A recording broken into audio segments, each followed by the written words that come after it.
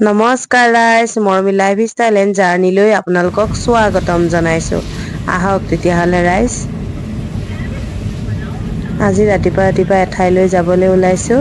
তেতিয়াহ'লে আহক, আমিনো কোন ঠাইলৈ যাওঁ আপোনালোকো আমাৰ লগতে চাই থাকিব। আহক।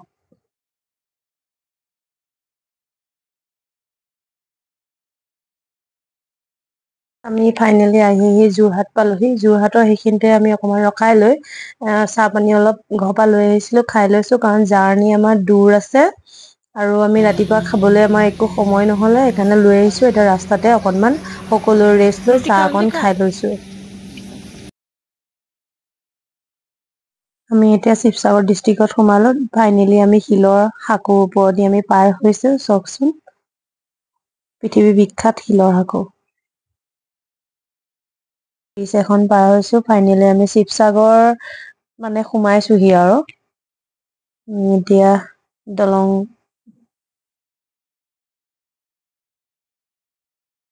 আমি ব্ৰিজখনৰ ওপৰেদি এতিয়া গৈ আছো।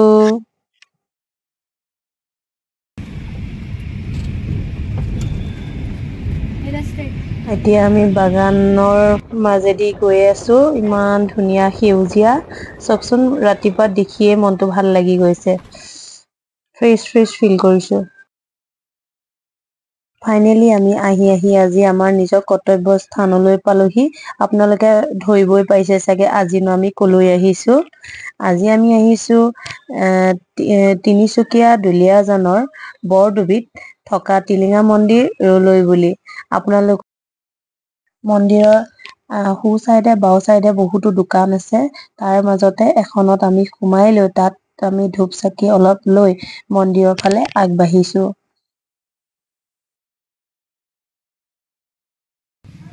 মন্দিৰত বান্ধিবলৈ ধূপ চাকিৰ লগতে এটা টিলিঙাও কিনিলো। সৰু ডাঙৰ বুলি নাই, যিকোনো টিলিঙা এটা ললেই হয়। তিনিচুকীয়া দুলীয়াজানৰ বৰডুবিত টিলিঙা মন্দিৰৰ সৰুৰ পৰা কথা আমি শুনি আহিছো আৰু আশাও আছিল সৰুৰ পৰা এপাক মন্দিৰলৈ অহা, কিন্তু সেয়া আশা আমাৰ পূৰণ হোৱা নাছিল।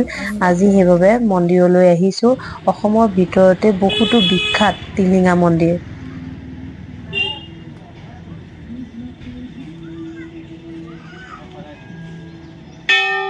সেইবাবে আমি আজি টিলিঙা মন্দিৰলৈ বুলি আহিছো।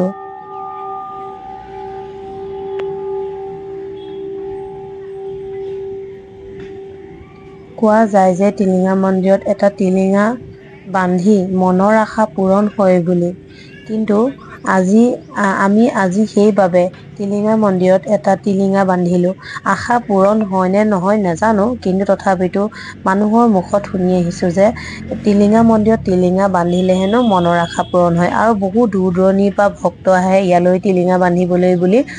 প্ৰথমতে ইয়াত টিলিঙা মন্দিৰ বুলি তেনেকুৱা একো নাম নাছিল।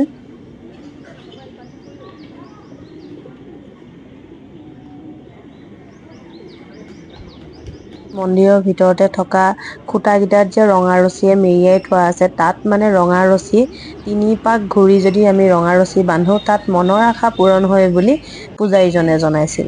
সেইবাবে আমিও তাত 3 পাককৈ ঘূৰি ৰঙা ৰছী বান্ধিলো। আৰু এইফালে দেখিছেনে, ইয়াতে নাৰিকলটো আনি এভাগ ভাঙিব লাগে, ভাঙি এভাগ তাত থৈ আমি এভাগ আনিব লাগিব। সেইটো তাৰ মন্দিৰৰ পৰম্পৰাগত নিয়ম। মানুহৰ মুখত জনা মতে তাত হেনো গোটেইখিনি ঠাইতে চাহৰ বাগান আছিল, আৰু চাহৰ বাগান আছিল তাৰে মাজত, তাৰ চাহৰ বাগানৰ মাজে মাজে গছ আছিল, আৰু তাৰ মাজতে এজোপা ডাঙৰ আহঁত গছ আছিল। আৰু চাহ কৰ্মী এজনে ৰাতিপুৱা নিজৰ কামৰ বাবে তেওঁ ওলাই আহোতে দেখা পালে যে আহঁত গছজোপাৰ তলৰ পৰা কিবা এটা ওলাই থকা তেওঁ অনুভৱ কৰিলে। তেওঁ দেখিলে, কিন্তু তেওঁ ধৰিব নোৱাৰিলে কথাটো। তেওঁ তাৰ পৰা তেওঁ ওচৰ চুবুৰীয়াক অৱগত কৰে। ওচৰ চুবুৰীয়া সকলো মানুহ আহি জেগাডোখৰলৈ আহি দেখে যে তাত এটা শিৱলিংগ মানে স্থাপন হৈছে। এই কথাখিনি সকলো ওচৰ চুবুৰীয়া মানুহে গোট খাই চাহৰ বাগানৰ মালিকৰ ওচৰলৈ যায়, আৰু মালিকৰ ওচৰত গৈ মালিকক কথাখিনি অৱগত কৰে।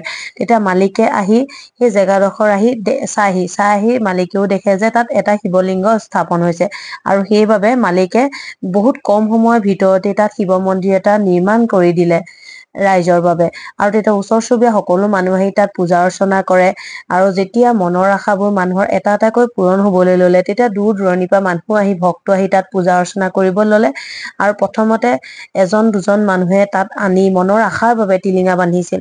আৰু পিছত যেতিয়া শুনিছে যে তাত টিলিঙা বান্ধিলে হেনো মনৰ আশা পূৰণ হয়, তেতিয়া দূৰ দূৰণিৰ পৰা সকলো মানুহ আহি তাত টিলিঙা বান্ধিবলৈ ললে। তেতিয়াৰ পৰা মন্দিৰ ভাগৰ নাম টিলিঙা মন্দিৰ বুলি জনা যায়। মন্দিৰ ভাগ নিৰ্মাণ কৰা হৈছিল 1965 চনত। তাত যে ডাঙৰ টিলিঙা বান্ধিলে যে মনৰ আশা বেছিকৈ পূৰণ হ'ব তেনেকুৱা একো ধৰণৰ কথা নাই। আপোনাৰ নিজ মন পচন্দৰ মতে আপুনি মনত ভবা মতে যিকোনো এটা টিলিঙা বান্ধিলেই হয়। আমিও তেনেকৈ সৰু এটা টিলিঙা বান্ধিলো। টিলিঙাই টিলিঙা চাৰিওফালে টিলিঙা। চাওকচোন মন্দিৰ ভাগত সোমায়েই মনটো ভাল লাগি গৈছে।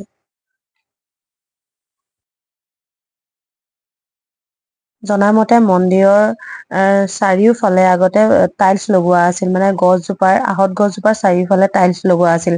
আৰু টাইলছ লগোৱাৰ বাবে আৰু তাত ভক্তসকলে যেতিয়া চাকি বন্তি জ্বলায়, চাকি বন্তি জ্বলোৱাৰ ফলত গছজোপা অলপ মানে শুকাইছিল আৰু শুকোৱাৰ বাবে গছজোপা বচাবৰ বাবে বাহিৰৰ চাইন্টিষ্ট মাতিব লগা হৈছিল। কেনেদৰেনো গছজোপা মানে আমি জীয়াই ৰাখিব পাৰো।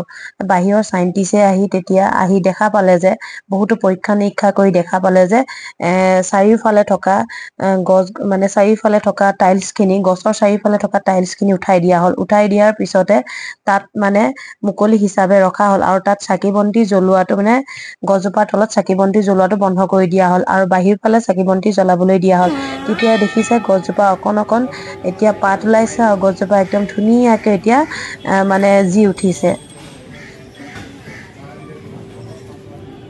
বহুত দিনৰ পৰা আহিমকে আহিব পৰা নাছিলো, কিন্তু আজি ফাইনেলি আহিলো মন্দিৰ ভাগলৈ।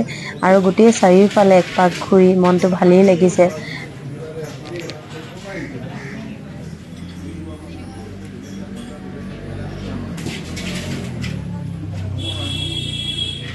আৰু তাতে মন্দিৰৰ ভিতৰতে থকা অলপ চাইডতে থকা আপোনাৰ তাত এটা পৰিয়ালে আজি ভোগ হিচাপে খিচিৰি খুৱাইছে। তাতে আমিও অলপ খিচিৰি খালো, ভাল লাগিল। আৰু তেওঁলোকে ইমান ধুনীয়াকৈ ভক্তসকলক দূৰ দূৰণিৰ পৰা অহা ভক্তসকলক তেওঁলোকে শুশ্ৰূষা কৰিছে, সেইকাৰণে আৰু বেছি ভাল লাগিল।